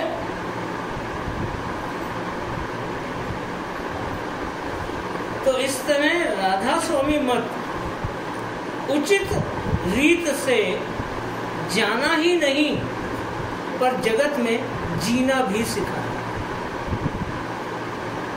मालिक का वचन है कि जाना है तो जीना है। तो मालिक अगर जाना सिखा रहे हैं तो मालिक जीना भी सिखाया है कि कैसे जियो कि जा सको। तो राधा स्वामी मत सिर्फ जाना ही नहीं बताता, जिंदगी को जीना भी सिखाता है। जीव जगत का प्राणी है जो कि इंद्रिय, मन और आत्मा के बंधनों में बंधकर ही जगत में जीवन का निर्वाह करता है। उद्धार तो जीव का होना, जीव जगत का प्राणी है और जीव होने के नाते इंद्रिय, मन और आत्मा के बंधनों में बंधकर ही इस दुनिया में जिया जा सकता है। इनसे छोड़कर तो नहीं जिया जा सकता। अगर जीना है तो इनके संग ही जीना पड़ेगा। इसी को जीवन कहते हैं।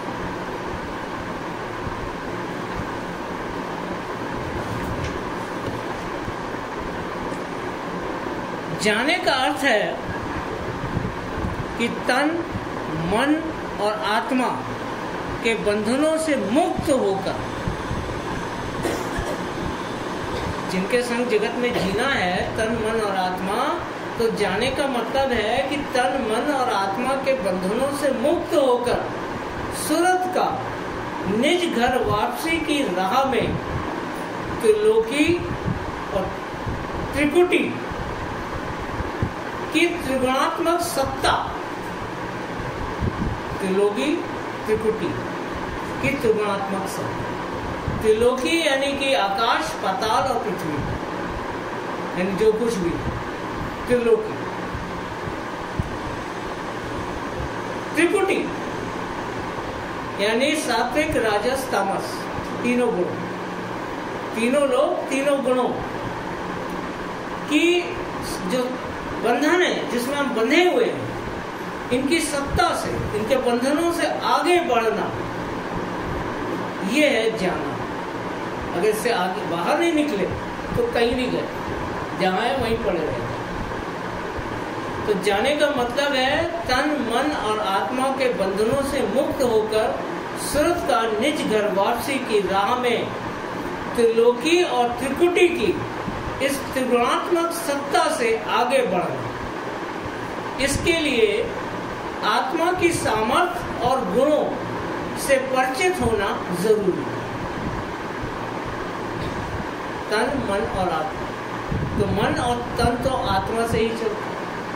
तो तन, मन और आत्मा तीनों से मुक्त होने के लिए हमें आत्मा के गुणों को, उसकी क्या क्वालिटी है जिससे हम बंधे हुए हैं, उसी से तो हम बंधे हुए हैं।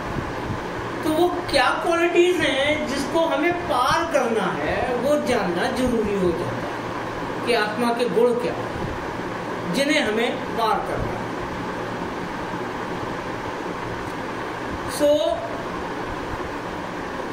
जब और तभी जब हम इन तन, मन और आत्मा से पार निकलेंगे, तभी जड़ चेतन की गांठ खुल सकती है, क्योंकि आत्मा भी जड़ है, आत्मा भी जड़ है। अगर आत्मा को चेत प्राप्त ना हो तो आत्मा में चेतना नहीं आ सकती। इसीलिए संत कहते हैं कर चौथे पद वास, यानी तन, मन, आत्मा 3 पद हो गए और चौथा पद है सुरत। यानी तन, मन और आत्मा को छोड़कर सुरत पद पे आओ। और आत्मा है हमारी चेतना, मन चेतना से ताकत पाके चैतन्य होता है, और मन से यही चैतन्य जब इंद्रियों में जाता है तो शरीर में चैतन्यता आती है। आत्मा चेतना, मन चैतन्य और शरीर चैतन्यता। तो चौथा पद है चेत। संत जीव को चेताने आते हैं, यानी उसका चेता जगाने आते हैं, चेतना जगाने नहीं आते। किसी की आत्मा को बलवान बनाने नहीं आते, चेता जगाने आते हैं। तभी कहा कि संत चेताते हैं, यानी चेत जगाते हैं, चेतना नहीं। तो इस तरह आत्मा से भी ऊपर उठ के सुरत अंग बरामद होता है, और जब सुरत अंग बरामद हुआ तो जो कि चेत है बाकी जड़ है। आत्मा भी जड़ है, मन भी जड़ है और शरीर भी जड़ है। अगर सूरत की ताकत ना मिले तो आत्मा भी जड़ है। तो आत्मा से ऊपर उठना यही जड़ चेतन की गांठ का खुलना है। और इस तरह अंतर यात्रा शुरू होती है। पर कैसे? ये तो डायलॉग मार दिया कि ऐसे ऐसे बाहर निकल जाओगे तो जड़ चेतन की गांठ खुल जाएगी और तन से और मन से और आत्मा से न्यारे हो जाओ। कहना तो बहुत आसान है, पर ये भी तो बताओ कैसे। असली बात तो यही है, कैसे। तो डायलॉग सुन लिया, वहां सुन लिया। तो कोई भी जीव आत्मा के कवच को तोड़कर या आत्मा यानी चेतना की सीमा से आगे बढ़कर ही चेत सकता है। जब तक आत्मा से आगे नहीं बढ़ेगा कोई चेत नहीं सकता। यही एक आत्मा का परमात्मा से ऊपर उठकर सूरत रूप में परिवर्तित होना या बदल जाना। परमात्मा सूरत नहीं है, परम आत्मा है। तो जब इस परम आत्मा से ऊपर उठेंगे तब सूरत अंग बरामद होगा। तो जो लोग परमात्मा की पूजा कर रहे हैं वो कभी चेत नहीं सकते, उनका सूरत बरामद नहीं हो सकता और उनका कभी उद्धार पूरा नहीं हो सकता। और मोक्ष के दरवाजे बंद हैं। मिल भी गए तो घोर नरक है मोक्ष। आपको बताया कि क्या होता है मोक्ष।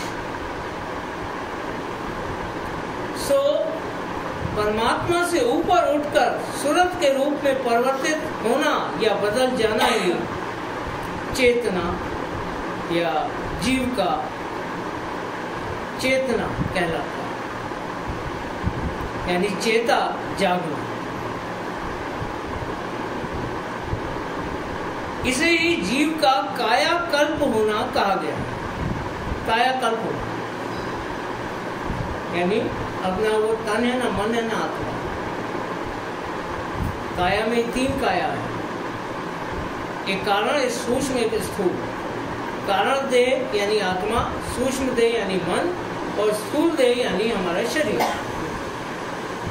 तो ये काया जो है 3 गुणों से मिली हुई, इसका कल्प हो जाता है, ये बिल्कुल बदल जाती है, सूरत बन जाती है, शुद्ध चेत रूप हो जाता है।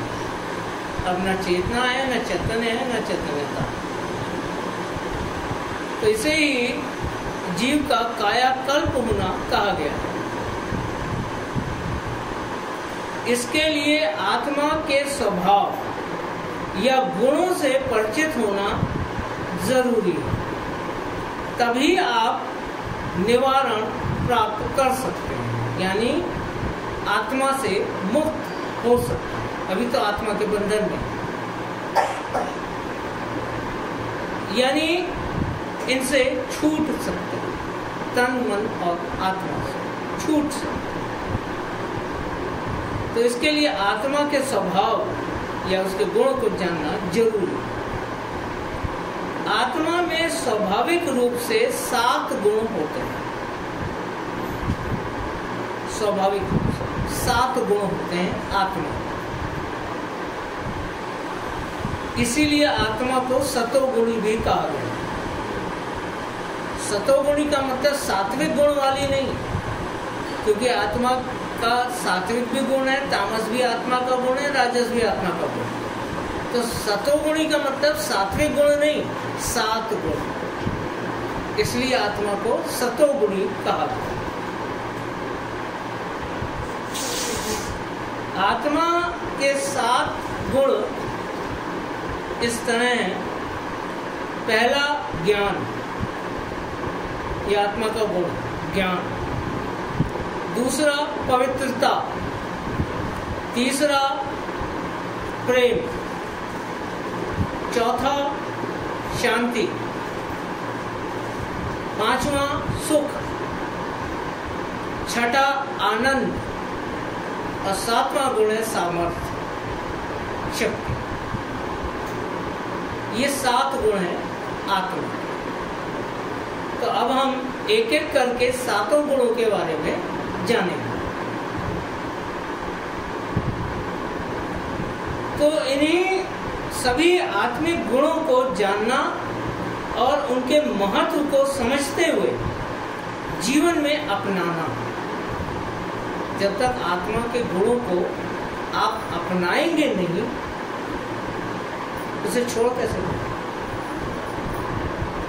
छोड़ा तो उसी को जाएगा ना जो हमारे पास है। जो हमारे पास ही नहीं है उसे आप छोड़ेंगे कैसे? तो आत्मा से ऊपर उठने के लिए, आत्मा के पार निकलने के लिए आत्मा के इन गुणों को पहले अपनाना पड़ेगा। देखो उल्टी बात है, है क्योंकि वो तो ऑलरेडी है ही हमारे में। वो तो हाँ, हमारे में है पर नहीं, सोए हुए, जागे हुए नहीं, एक्टिव नहीं। उनको पहले अपने अंदर एक्टिव करना पड़ेगा, तब छूटेंगे। तो अगर जाना है तो जीना, अगर आत्मा के पार जाना है तो आत्मा के सारे गुणों को अपने अंदर अपनाना पड़ेगा, तभी आप उन्हें छोड़ पाए। अपनाएंगे तो छोड़ेंगे कैसे? अपनाना हाँ, क्योंकि जब कभी तो वो बेहोशी के आलम में, उनको जगाना पड़ेगा अपने अंदर। जब जाग जाएगा तो फिर तभी तो छोड़ पाएंगे। ज्यादा नहीं हो जाएगा। ज्यादा कैसे हो जाएगा? इसी को अपना के फिर वो इतना ही करता है। तो आत्मा के गुण जागेंगे तभी तो छूटेंगे। अगर जागेंगे नहीं तो छूटेंगे कैसे? आप कह रहे हो कि जाग गए तो फिर छूटेंगे नहीं। हाँ, उसी के बंधन में आ जाएंगे। उसी के बंधन में आ जाएंगे। ज्यादा हो जाएगा ना। तो उन्हीं के बंधनों से बचाने के लिए तो सदगुरु वक्त हैं, वही तो आपको विधि बताएंगे। अब उनको सुख का गुण है, अगर जाग गया तो सुख ज्यादा चलेगा। तो जागेगा, वही तो और बंधन में आ जाएंगे। हाँ, तो इसीलिए तो भक्त गुरु की महिमा है, जो आपसे जतन और जुक्ति कराएंगे, हाथ पकड़ेंगे और आपको पार लेकर जाएंगे। यही कारण है कि तीसरा तिल कोई भी जीव अपने आप नहीं खोल सकता, सदगुरु वक्त ही खोलता है, तब पिंड से न्यारा हो। कुछ नया अपनाना नहीं है, अभी वो समझा है, करना है तो आत्मा के गुण को पहले अपनाना पड़ेगा, पहले आत्मिक बनना पड़ेगा, तभी आप उससे पार जा सकते हैं। वरना तो जैसे सोए हुए पड़े हैं गफलत में, वैसे ही पड़े रहेंगे, कर्म कमाते रहेंगे, जुर्म गंवाते रहेंगे। तो पहले हमें धार्मिक होना पड़ता है, सारे धर्म के कर्म करने पड़ते हैं, तब हमको जब सारे धार्मिक कर्म पूरे हो जाते हैं, उसका फल है अध्यात्म। तब हमारा रुझान अध्यात्म की ओर होता है। तो जो धार्मिक नहीं है वो आध्यात्मिक नहीं हो सकता, और जो आध्यात्मिक नहीं है वो आत्मिक नहीं हो सकता। तो आत्मिक होने के लिए पहले जीव को पूरी तरह से धार्मिक बनना पड़ता है, फिर अध्यात्म का ज्ञान हासिल करना पड़ता है, तब वो आत्मा के पार जा सकता है। तो राधा स्वामी मत में जिसका रुझान है वो वही है जो पिछले जन्मों में अपने सारे धर्म के कर्म पूरे कर चुका है। इस जन्म में धार्मिक बनने की जरूरत नहीं है। अगर आपको राधा स्वामी मत समझ में आ रहा है, राधा स्वामी मत में रुझान है, इसका मतलब कि आप पिछले जन्म में अपने सभी धर्म कर्म पूरे कर चुके हैं, और धर्म कर्म पूरे करने के बाद पूरी तरह से अध्यात्म का ज्ञान आप हासिल कर चुके हैं, जो आपका संस्कार बन के प्रारब्ध में आया, और वही प्रारब्ध आपको राधा स्वामी मत में लाया। वो गुण हम एक्टिव कर चुके हैं, वरना राधा स्वामी मत आपकी समझ में ही नहीं आएगा। आप तो धर्म कर्म में ही अटके रहोगे, या फिर वो आत्मा परमात्मा में अटके रहोगे। परमात्मा आपको काल नजर नहीं आएगा, वही सब कुछ नजर आएगा। अगर वो काल रूप दिख रहा है और आप समझ रहे हो कि मुझे इस परमात्मा से ऊपर उठना है और राधा स्वामी मत में आना है, और राधा स्वामी मत समझ में आ रहा है, आप उसे स्वीकार कर पा रहे हो, समझ पा रहे हो, तो अपने प्रारब्ध और अपने संस्कार की वजह से समझ पा रहे हो। राधा स्वामी मत ये नहीं है कि मैं आपको बहला फुसला के सत्संग में ले आया और आपको सत्संगी बना दिया फार्म भरवा के, और अंदर से आप वही अपना कुल देवी देवता पूज रहे ना सत्संगी सब लोग। तो वो सत्संगी नहीं है, वो सत्संगी नहीं है, वो अपना समय खराब कर रहे हैं। उनको राधा स्वामी मत समझ में आ गया होता तो ये सारे धर्म कर्म छूट गए होते, क्योंकि वो तो वो पहले ही पूरे कर चुके हैं। अब चूंकि जिनके पहले पूरे नहीं हुए हैं वो अटके हुए हैं, और यहाँ आके भैया ने कहा तो हमने उपदेश ले लिया, भैया ने कहा तो हम सत्संग चले गए, हमारे घर के गांव के सब लोग जा रहे थे तो हम भी चले गए। वो घूमने आए हैं, वो सत्संग में नहीं आए, वो घूमने आए। उनके लिए सत्संग है भी नहीं, उनको समझ में भी नहीं आएगा, उनको तो अपने देवी देवता ही प्यारे लगेंगे। तो जिसको सत्संग समझ में आ रहा है वो उसी को आ रहा है जो पिछले जन्म में पूरा धर्म कर्म कर चुका है, अध्यात्म का ज्ञान हासिल कर चुका है, वही उसका संस्कार उसे राधा स्वामी मत में लेकर आता है और राधा स्वामी मत समझ में आता है। वरना राधा स्वामी मत इतना भारी है कि किसी आसानी से समझ में नहीं आ सकता। तो हमने छोड़ा किसी को नहीं, ना किसी देवी देवता की पूजा छोड़ी है, ना हमने परमात्मा का ज्ञान छोड़ा। पिछले जन्म में हम सब पूरा करके तब राधा स्वामी मत में आए हैं, वरना कोई राधा स्वामी मत में ठहर नहीं सकता। घर वालों को खुश करने के लिए, मोहल्ले टोले के संग साथ के लिए सत्संग में जरूर जाएगा कि चलो सबके संग घूमना फिरना बातचीत। समझ में कुछ नहीं आएगा, ना समझ में आएगा, ना कुछ कर पाएगा, ना कभी कहीं जा पाएगा। जहाँ पढ़ा है वहीं पढ़ा रहेगा, उल्टा कर्म कब चढ़ाएगा। क्योंकि सत्संग में जो बात बताई जाती है, अगर वो बात हम ना माने तो कर्म चढ़ गया। अगर हमने वो बात मान ली सत्संग का वचन, तो कर्म कट गया। सत्संग का तो कटा ही कटा, साथ में दुनिया का काट डाला उसने कर्म। तो इस बात को समझना बहुत जरूरी है, अपना नुकसान ना करे। राधा स्वामी मत ऐसा नहीं है कि किसी को समझाकर हिंदू से मुसलमान बना दिया, मुसलमान से ईसाई। राधा स्वामी कोई धर्म नहीं है, राधा स्वामी कोई धर्म नहीं है, ये हर धर्म से बड़ा और ऊंचा है। एक इतने बड़े पतीले में 10 कटोरे आ सकते हैं, पर इतने बड़े कटोरे में इतना बड़ा पतीला नहीं आ सकता। राधा स्वामी मत इतना बड़ा पतीला है कि दुनिया के सारे धर्म के कटोरे उसमें आ सकते हैं, पर किसी धर्म के अंदर राधा स्वामी मत नहीं आ सकता।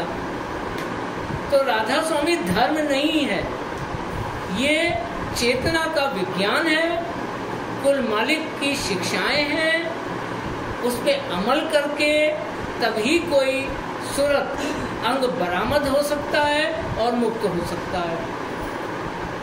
तो राधा स्वामी मत कोई धर्म नहीं है, दुनिया का हर धर्म इसके अंदर आ जाता है, पर दुनिया के किसी धर्म में राधा स्वामी मत समा नहीं सकता, क्योंकि हर धर्म से बहुत ऊंचा और बड़ा है।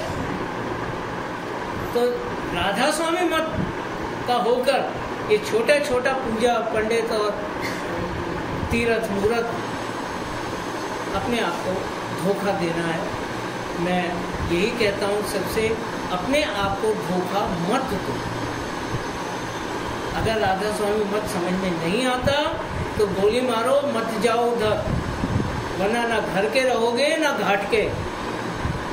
काल वैसे ही नाराज हो जाएगा कि सत्संग में जा रहा है राधा स्वामी हो गए, वो भी कुछ नहीं देगा, और राधा स्वामी के दरवाजा खुलेगा नहीं, तो कहाँ पड़े रहोगे, ना घर के ना घाट के, सड़क पे घूमते। तो भाई जब ये बोले हाँ तो राधा स्वामी हाँ, ये बोले ना तो राधा स्वामी ना। अपना नुकसान जीव ना करे, है ना। तो आप मेरे मित्र हो सकते हो, मेरे भाई हो सकते हो, मेरे नातेदार हो सकते हो, पर मालिक की नजर में कोई मित्र भाई नातेदार नहीं है। सब सूरत अकेली है। जो सूरत कमाई करेगी वो उसी के काम आएगी। मेरी कमाई मेरे बीवी बच्चों के काम नहीं आएगी। अगर मैं सत्संगी हूँ तो जरूरी नहीं कि मेरे बीवी बच्चे भी सत्संगी हों। नहीं है, अभी उनका वक्त नहीं आया, अभी उनका धर्म कर्म बाकी है। जब वो पूरा होगा तब उनको राधा स्वामी मत समझ में आएगा। तो मेरी कमाई मेरे काम आएगी। अगर मेरे बच्चे सत्संगी हैं, वो सुनते हैं कि कमाई वाली सुनते हैं, उनको राधा स्वामी मत समझ में आ रहा है, और मेरी कमाई नहीं है, मुझे नहीं आ रहा है, तो मुझको उनकी कमाई नहीं मिलेगी। यहाँ तो मियाँ की कमाई बीवी को नहीं मिलेगी। बच्चों को तो छोड़िए, बच्चे तो बाद में आए हैं, पहले तो बीवी आई है। तो मेरी कमाई मेरी बीवी को भी नहीं मिलेगी। बीवी सत्संगी है तो उसकी कमाई मुझे नहीं मिलेगी। तो मालिक की नजर में सब सूरतें अलग अलग हैं। वहाँ नाते रिश्ते नहीं चलते कि कौन भाई है कौन बेटा है। तो कुलों का उद्धार कैसे? संस्कार मिलता है। संस्कार तो कुल को क्या, कुल के सेवकों को भी मिलता है। जो आपके घर के नौकर चाकर हैं उनको भी मिलेगा, बीजा पड़ेगा, पर जब उनका वक्त आएगा तभी खिलेगा, तब फूटेगा। ये बीजा ऐसा होता है जैसे खमीर। 10 किलो आटे में 2 चुटकी खमीर डाल दो, बस पूरा आटा खमीर हो जाएगा। तो बीजा पड़ना, अगर बीजा पड़ गया अंदर तो वो आज नहीं कल, चाहे साल लगे चाहे 10 साल लगे, अंदर ही अंदर कर्म काटता रहेगा। जिस दिन कर्म कट गए उस दिन वो पौधा निकल आएगा, भाग के सत्संग पहुंच जाए। 10 साल भी लग सकते हैं, 5 साल भी, 2 साल भी, 2 महीने भी, 1 महीना भी। और जो कमाई कर चुका है वो सदगुरु के सामने आते ही खिंच जाएगा, एक नजर में खिंच जाएगा। जो बिल्कुल तैयार खड़ा वो तो सामने आते ही खिंच जाएगा। पर सत्संग में जो भी आया, संतों के दरबार से कोई कभी खाली नहीं जाता। खाली कोई नहीं जाता, चाहे बैर लेकर आए, चाहे परखने आए, चाहे मन में विरोध लेकर आए, पर जो सत्संग में आ गया तो बीजा तो लेकर ही जाएगा। संतों के दरबार मालिक का दरबार है। संत तो मालिक के नुमाइंदे हैं, वो दरबार मालिक का है। तो मालिक के दरबार से कभी कोई खाली नहीं जाता। जो विरोध लेकर भी आएगा तो सत्संग से बीजा तो लेकर ही जाएगा, और वो बीजा एक खमीर की तरह उसके जीवन में काम करेगा, और धीरे धीरे उसके संस्कार बदल गए, और एक दिन सत्य की ओर खिंचा। सो ये मालिक का दरबार से कोई खाली नहीं जाता।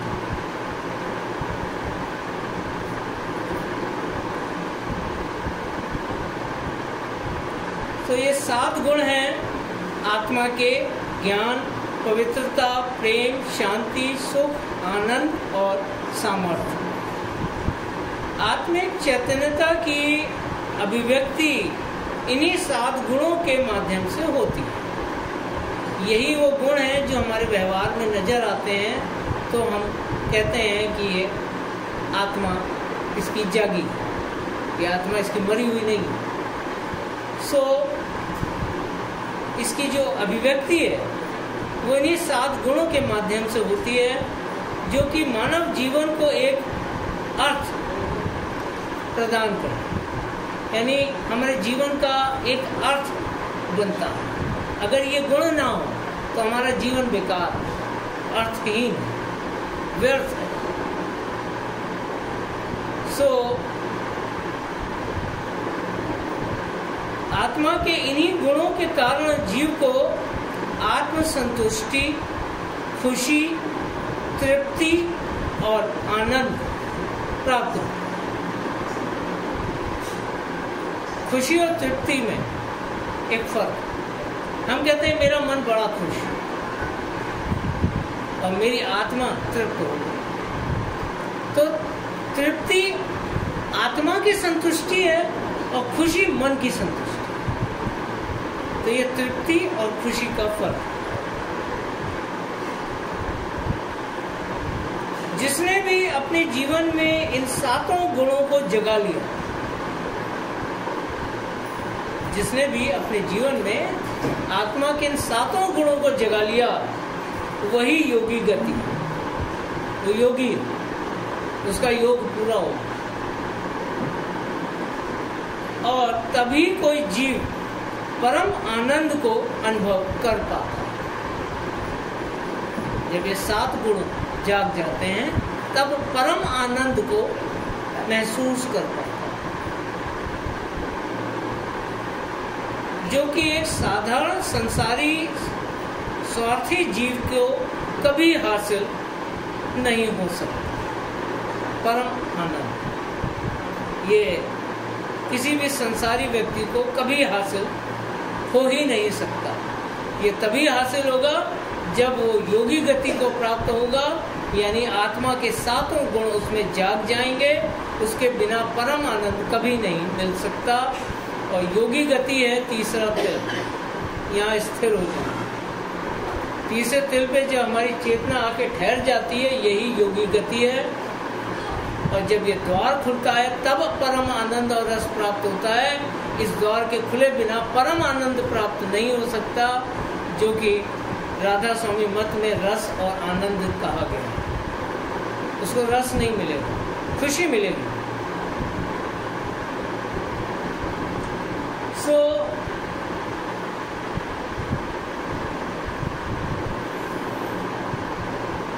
इन सभी आत्मिक गुणों को जानना और उनके महत्व को समझते हुए जीवन में अपनाना एक जीव को मानव इन 7 गुणों को जानना और इनके महत्व को समझते हुए अपने जीवन में अपनाना, यही एक जीव को मानव को योगी और योगी को परमार्थी बना देता है। यही 7 गुण आधार है परमार्थ। इनको जगाना जरूरी है। ये जागेंगे तभी एक जीव मानव बनेगा, मानव से योगी बनेगा और योगी से परमार्थ। यही सीढ़ी है परमार्थ की। तो स्वामी जी महाराज का वचन है कि बिना नीचे की धारणाओं को दृढ़ किए कोई ऊंचे को नहीं बढ़ सकता। ये है वो नीचे की सीढ़ी। धर्म, अध्यात्म और राधा स्वामी महाराज। पहले आत्मा के गुणों को बना के मानव बनो और मानव से योगी बनो। तीसरे तिल पे पहुंचो और तीसरे दिल का द्वार खोल के परमार्थ की कमाई। यही नीचे की सीढ़ियां हैं। इनको मजबूत किए बिना किसी का काज नहीं बनेगा।